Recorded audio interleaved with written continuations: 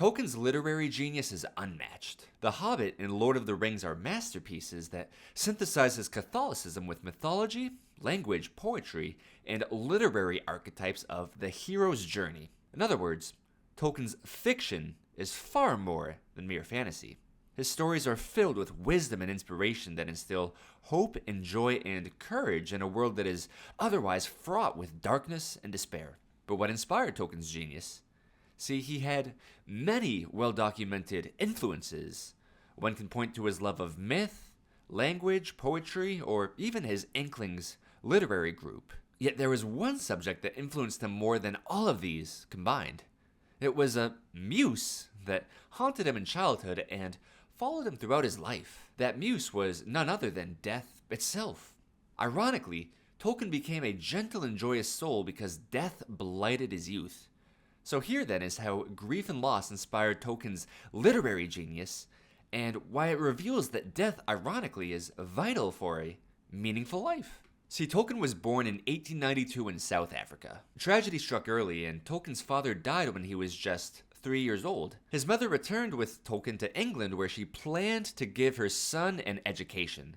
And they settled in the rural countryside of Sarehole, and it's here where Tolkien found his first notions of genius. He fell in love with the countryside. He loved to explore the meadows, the fields, the trees, the grass, the greenery.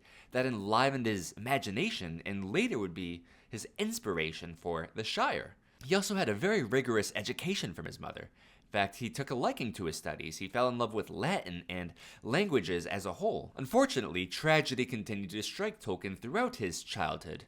By the age of 12, his mother died from illness as well, and for the rest of his adolescence, Tolkien was an orphan. He was basically adopted by a priest who was a close friend in the Catholic Church, and spent his time alone in an orphanage, just very lonely, and the only things that kept him grounded again was his studies, his love of language. He learned not just Latin, but also ancient Greek, a bit of Spanish, Old English, and he started writing his own stories. So in a world of hurt and agony, once again, Tolkien sought an escapism in fantasy. And so Tolkien, to his credit, he persevered in his studies. He graduated with honors and then married his childhood sweetheart, Edith Bratt. It was the beginning of what would be a very long, happy 60-year marriage. Though things did start to look up for Tolkien, he still had far more trials and tribulations to come. Most notably, World War I was in full swing by the time Tolkien had graduated.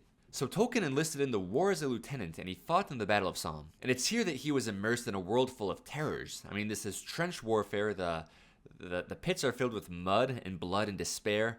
Rats are crawling everywhere. There's lice. You struggle to sleep. And Tolkien, he was one of the lucky ones because he grew so ill that he actually got discharged from battle.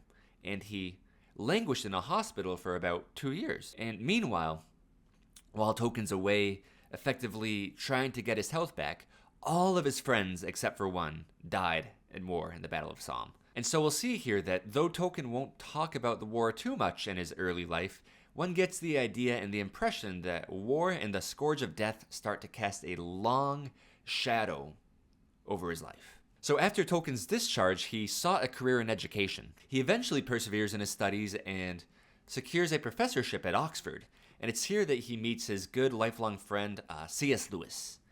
Together, the two start the famous Inklings literary group, and they get together with a bunch of like-minded men, meeting weekly, and they discuss literature. They have discussions on the great books, they share their own writings, and it's here in these meetings where they meet for 20 to 30 years, where Tolkien conceives of and then wrote to completion the ideas for The Hobbit and Lord of the Rings. So don't get me wrong, it was a long, long journey for Tolkien. I believe it took about 27 years in total to write The Hobbit and Lord of the Rings, if you include writing and rewriting and revisions and all of that. It was close to 3 decades. It took a long time for Tolkien to write. Ultimately, his works became an international sensation. I mean, Lord of the Rings by itself went on to sell hundreds of millions of copies and of course has spawned a multimedia franchise that's still going on to this day. So one might ask, why did Tolkien's works resonate with audiences worldwide? Well, it's interesting that Tolkien was publishing his works in a time when modernity was in full swing. Of course, the world was plagued by world wars, authoritarian regimes, genocide everywhere. and of course nihilism, right? A general lack of faith itself. And it's in this sort of hotbed of despair that Tolkien publishes these works that are affirming, no, good and evil exist, and this life is good and is worth fighting for, and you have this sort of duty to go and aspire to be all you can be, to become a hero. So effectively, his writing was an affirmation that yes, life is fundamentally good and worth fighting for. But still, one might wonder, how did Tolkien come to such a conclusion? Why did he spend decades writing these books with no guarantees of success? And why did he have such a joyous and optimistic outlook of life when we consider his backstory? Losing his parents, losing his friends, traumatized by war, being poor most of his life. How could someone who suffered so much have such a deep-rooted love of life? Well, what's interesting is later in his life, at the height of Tolkien's success, he gave an interview with the BBC. And they asked him, Tolkien, how did the Great War, how did World War I impact your writing? And Tolkien had a very interesting answer to this question. His response was, human stories are practically always about one thing, really, aren't they? Death. The inevitability of death. There is no such thing as a natural death. Nothing that ever happens to man is natural, since his presence calls the whole world into question. All men must die, but for every man his death is an accident. And even if he knows it, he would sense it an unjustifiable violation. Well, you may agree with these words or not, but this is the keyspring of the Lord of the Rings. So we see that, in a sense, Tolkien's writing was about coming to terms with death. It's reminiscent of the Socratic idea that to live is to learn how to die. So what exactly was Tolkien's answer to death and the meaning of life? Well, interestingly, Tolkien calls death a gift. In the Silmarillion, which is Tolkien's prequel to The Lord of the Rings, he literally calls death a gift given by Eru, the god of his universe, onto man. And this was considered a gift that was so precious that even the elves, who had immortality, envied men and their ability to die. So why? Why would immortal beings envy death? Well, the reality was death is precisely what made life meaningful and beautiful for mankind in Tolkien's world. Because men were going to die, because they were finite beings with limitations, their very time alone was precious.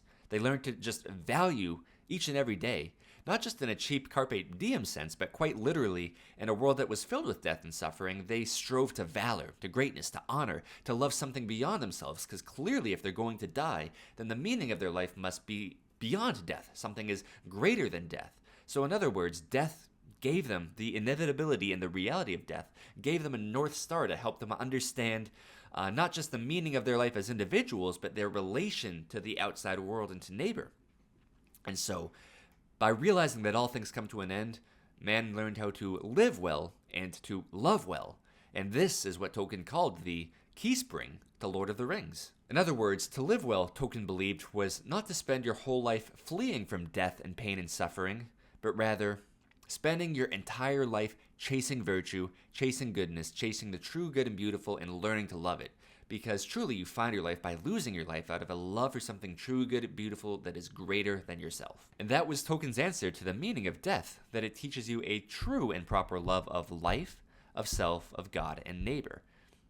That man was made as an act of love and the image of love and is made to love. And when you have a heart that is properly ordered to desire and love the true good and beautiful and that which is virtuous, your life dawns something that is heroic, something like what you see dramatized in the heroes of Lord of the Rings. Thank you for watching this video as always, my friends. If you enjoyed it, I'd appreciate it if you liked, commented, and subscribed. It'll go a long way in helping my channel grow. And of course, if you're a Christian man who's looking to get fit, learn the great books, and grow closer in your relationship to Christ, I am taking more clients for my personal fitness coaching business at the moment, so I'll leave a link to that in the description below if you are interested. Thank you so much, as always, my friends, and I hope you have a blessed day.